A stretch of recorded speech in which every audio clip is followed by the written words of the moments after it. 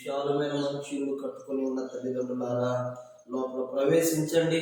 దేవుడు వేయింతల ఆశీర్వాదాలతో మనల్ని నింపి ఆశీర్వదించునుగాక. నా స్తుతి పాత్రుడా